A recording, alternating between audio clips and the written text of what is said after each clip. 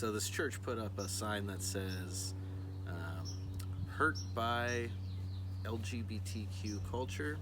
Question mark.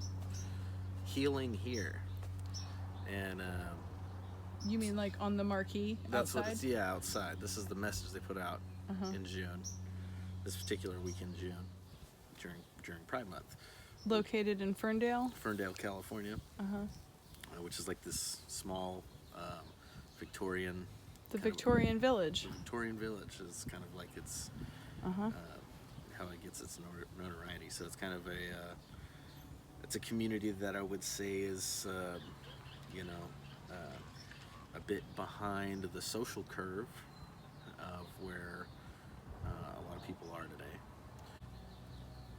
So that is kind of in Pride Month. It's clearly a jab at our community, suggesting that our community hurts people, and that they can heal us, right? Like we know it means. Maybe people that aren't part of this community don't know what it means. Well, we know what that means. Cleverly phrased, in a way. So how is that perceived then? For people who don't know right. that feeling or how that is interpreted by the LGBTQ plus community, how can you elaborate on what that is interpreted like? Right. Suggesting that our culture hurts people. And that they, in a way that they would need healing from. That. Like hurts people by doing what? That's the problem with this open-ended question. This whole, you know what I'm saying, is that you're leaving it to the imagination of people by what you even mean by that. But it does suggest that hurt takes place because of our culture, right? So, and then so the reason why we know what this means and when we see that is because of sort of the response afterwards. Healing here. We know what the church means about this. All this, conversion therapy and all this stuff that has been detrimentally terrible to our community. We know what that means, right? And this is what it means. This is what. So, the response, triggered, the first Pride March in Ferndale. So when you say the first Pride March in Ferndale, you mean the first ever? That I'm aware of. So, you know what I mean? Yeah. Like I said, I don't live in Ferndale. So from afar, I'm just watching what's taking place and taking in what I can take in. Right. And so, what I was seeing was friends of mine, going to this march and saying, hey, you know what I mean? Like, why are you singling us out? Why are you targeting us as being a hurtful culture that you can heal people from? And so those questions were had and asked on camera. Lots of people were there kind of filming what took place. So there was a march, and then essentially there was a protest in front of the church where the pastor came out. Essentially what happened is he started reading from the Bible and kind of like, I don't know if he's kind of shouting the Bible, reading the Bible, and shouting these popular Christian slogans kind of over the top of everybody's. Do you remember anything specifically that he was Well, the citing, people were saying, love is love, essentially, and so there's so many things that transpired over the week. Yeah. There's another Lutheran church in town, Our Savior's Lutheran Church, that put up a sign that said, love is love, right? Mm-hmm. So where this one Lutheran church is saying, hey, if this, we can heal you from this hurtful culture. This other church is saying, hey, love is love. You know what I mean? And that's what we should be focusing on. In the same town, two Lutheran churches are sort of having a dueling signs. I see. Right. Okay. And then, so that the dueling signs took place before the Pride March, is that correct? Yes, I believe so, yes. Right, and then the Pride March sort of fixated on Ferndale. Yeah. And took place there. Yeah. Sort of in response, at least to the first sign. Yes. flashback to the protest where people are gathered in front of the Lutheran church, and the preacher is out there addressing the crowd. What do you remember from that? I mean, I wasn't there. Okay. My friends were there. Uh-huh. And so I was watching on all these videos and stuff like that. And then also afterwards, I got to talk to my friends that were there, and they got to tell me all about their firsthand experiences. Oh, okay, yeah. So, but essentially what I witnessed on that, in the videos and stuff, and then what my friends were telling me, essentially he had this whole preachery moment where he's like yelling he's like reading the Bible and like yelling popular Christian slogans over the top of the crowd that's chanting "Love is love," right? Because that's what the sign wore. It's the "Love is love" sign and the hurtful LGBT culture sign. But in that period, he literally invited. He's like, all the members of the LGBTQ community, like, we invite you to come to our church. Right? Like, our doors are open. I mean, he was making a very open invitation, right? Right, okay. And I can understand why most, people in our community would feel uncomfortable with going. You know what I mean? But my particular upbringing, being raised in an evangelical Christian household, going to church my whole life, early childhood life,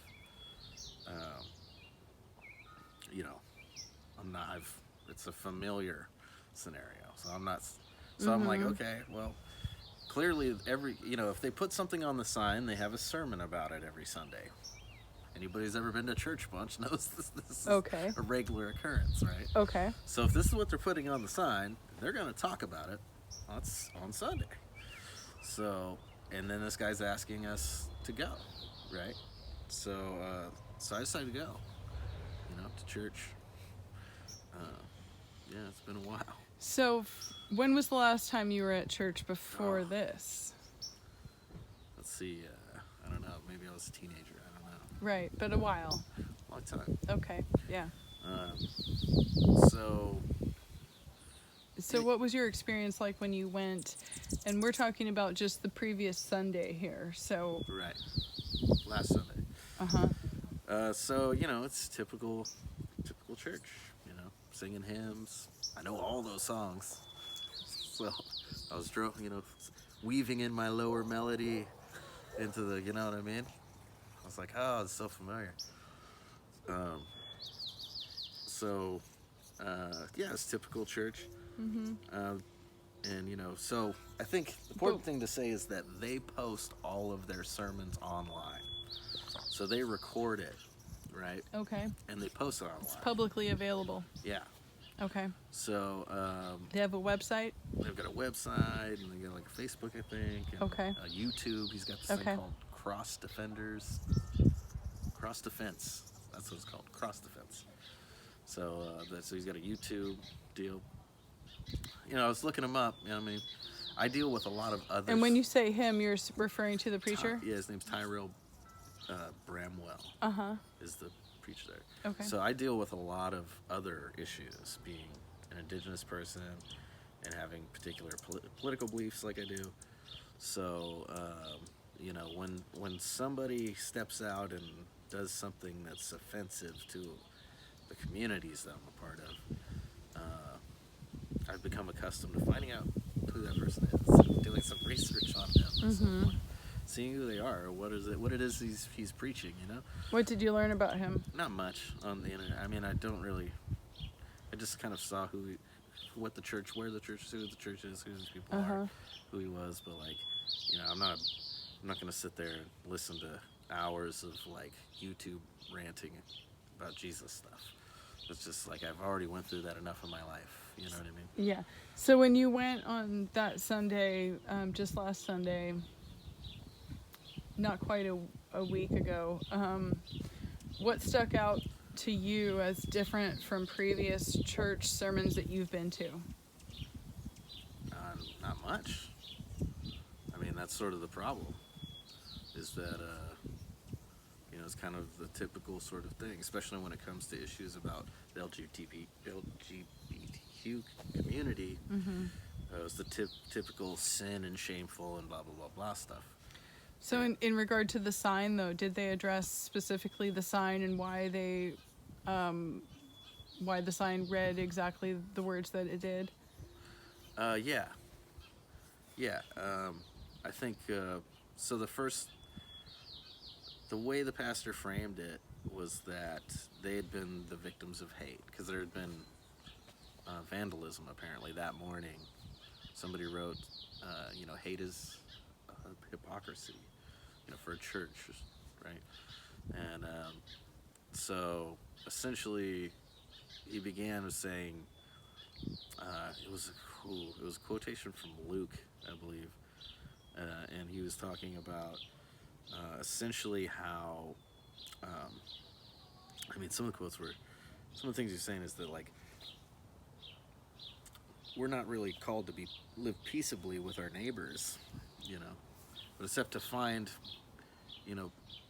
where we can bring them over, because it's about conversion, it's about converting people, and so he's like, and we're gonna suffer for it, right? Like, we'll be persecuted.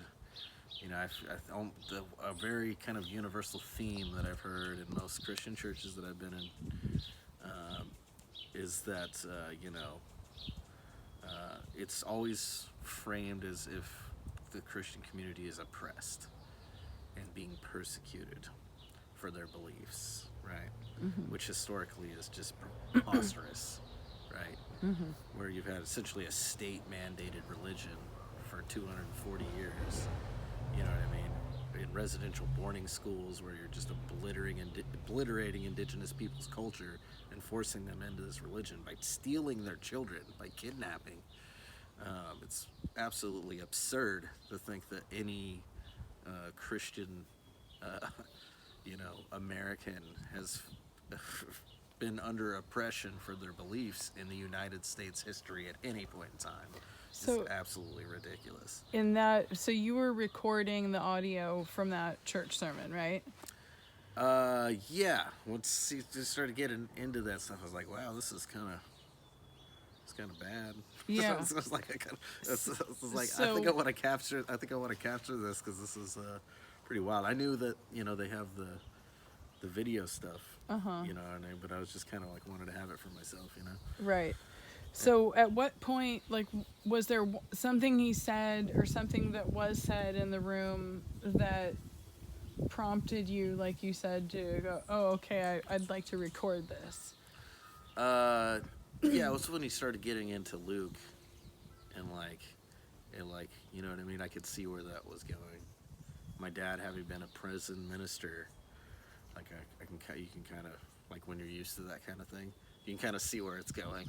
I'm like, oh, he's setting up his own victimhood as, this persecuted person, that all he did was speak God's word, and then the evil came down upon him. You know what I'm saying? I'm like, yo, you really stabbed these people in a sensitive spot, and they came out to be like, hey, don't do that, please. You know what I mean? It wasn't a violent protest. It wasn't, you know what I mean?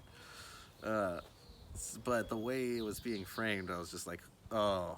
I was like, oh, I'm just going to record this because this is, mm-hmm. I can see where this is going. Mm-hmm. And so essentially that's what he said, was that, he brought water out for the protesters, and that was like heaping coals of brimstone on your enemy's head. He made that analogy? Yes, pastors do this all the time. They'll be like, we're going through this, and they'll reference the Bible as an example or a comparison. And so, yeah, he kept reading through that, and he was just like, framed the whole scenario that, like, they were being persecuted, our neighbors will turn against us for blah, blah, blah, blah. And I was like, actually, you turned against them. But everything was framed in that way. Uh-huh. And then, so after the main sermon part, sing another hymn. You know what I mean? Yeah, what was your experience like? Well, everybody hangs out around the coffee thing, right? And I'll just say that I've experienced this multiple times. Christians make their coffee so strong, So I'm eating a moon pie, and just like, they're having kind of open discussion about the sign and everything. And I'm getting the jitters. And I'm like, that Christian crank. I literally heard in churches they call that. um, but so anyways, to kind of get into this open discussion about the sign. And then that's where, essentially the guy set off right off the bat, which I felt was contradictory. One of the things that my friends had said about what they experienced and in the videos, and that it was that he was like, oh, it's a coincidence. The sign, hey, we're not trying to target the LGBT, we're not trying to like jab at you because it's Pride Month. Like, it was just a coincidence, just part of our teachings, and this is what this one just happened to be kind of scenario. And so one of the first things he said was that actually when I was talking about this with, the congregation like a month or something more prior to the actual sign going up, I wanted to put up pride is still a sin even in June, right? So it's like, it wasn't a coincidence. He was actively thinking about making a jab at the LGBTQ community. Yeah. You know what I mean? Intentionally. I heard that on the audio. Yeah. Right. So right from there, I was like, oh, wow. Well, this is what this is. And everybody's laughing, and so, yeah. And then from there, it just became real obvious that, like, the entire congregation is, like, it's so much more than just anti-LGBTQ. They were really, their biggest concern is that I wasn't a member of the other Lutheran church. How did you find that out? Well, they were asking. They were like, so what are you doing here, So I was just, I was honest. I came out, I saw what happened. Just wanted to come out and see what everybody was talking about and see who I could support. Okay. Yeah. Right? Ambiguously. And I'm like, my dad's a prison minister, you know what I mean? And that's, for some reason, carries super clout, because I feel like none of these people have ever left their town or ever, like, done ministry in places like my family's. You know what I'm saying? Okay. Like Pelican Bay, and you know what I'm saying? Yeah. That's out of the bubble of the comfort zone. So they're like, oh, he's good, right? He's kind of brown, but I think he's good. It's just kind of like so. And you mentioned earlier that you actually signed the guest book. I signed the guest book, yeah. Yeah. Because I kind of, I feel like, they asked us to come, and so me being there, I wanted to be there in honesty, and you know what I'm saying? They can look me up, find out who I am, and and I think they should, because just my experience in life, if you just kind of follow me, not that I'm asking people to follow me out of all this, but I'm saying that, like, I've been going through hell the last few years, trying to fight against a lot of this kind of bigotry stuff, and there's a lot of stuff just people need to learn, and in case you've gone through it, you can't really know about it, kind of. You can at least read about it from what other people have done is a good thing. So but anyways, the congregation went on to kind of just kind of like cracking jokes about the whole scenario all the time, but just laden with like really unnecessary things. At one point somebody compared the other Lutheran church to what they called the synagogue of Satan, and I'm like, and for people who don't know, they're saying that the synagogues of Satan, what they're saying is that these people don't have the Spirit in them, and they're not walking with the Lord, the right religion. Whatever Lutheran brand their religion is the right one. So essentially they're saying this about the other Lutherans, supporting the LGBT community. So it's kind of like a blanket thing. Like, if they're part of the synagogue of Satan, which is incredibly like an anti-Semitic thing to say. Yeah. Certainly we all are, because we don't have the Spirit on us. I see. So I was like, wow, that's left field, just random bigotry out there. And But it was just, there was several things. I think the biggest problem for me was, the thing that I'm used to seeing, which is the sort of creating oppression out of nowhere and like victimizing themselves about the scenario, in which like the pastor guy like literally compared him. He said, you wouldn't blame the rape victim for being raped. Who's raping you in this scenario? The LGBT people marching on the street is equivalent to you being raped? And then he was like, and then you want to blame in the same rationale, you want to blame the Jews in the Holocaust. I was like, y'all were just anti-Semitic as fuck, and but nobody said anything. Right. But okay. And he was like talking about this book he's reading about Holland, and he's like, they were occupied for 5 years. By the end of it, all the other Hollanders, the Dutch people, were blaming Jewish people for the Nazis being in their community. And I'm like, okay, so all right, if you're the Jews in that scenario, and the people are blaming you for all the hubbub going on because the Nazis were in the Jews, so the LGBT people are the Nazis in your community, and your neighbors are saying that it's your fault, and you're the poor victims like the Jews were. I'm like, I don't know, everybody can connect the dots to what he's saying, but he's comparing our community to Nazis. And so just these things go, and I would encourage anybody to, watch this video, listen to these things, so you can see for yourself. Because really, the really sad part about all this is so normal. Like, this is what's going on in a lot, and has been going on in Christian churches in this, the United States for like a long, long time. And so I think that's really the sad part about it, is that I didn't go there and experience anything abnormal, frankly, from my experience. Now, I'm sure there are Christian churches and Christians out there where this kind of bigotry stuff does not occur. I'm sure they are. I haven't experienced them. You know what I mean? So it's like... And your experience is primarily with, as you said, evangelical faith, so... Right. Certainly like the Universalist Unitarians and some other these people that I've never been to their church with their sermons, but like, I've seen them in the community doing good things, and I really appreciate these people.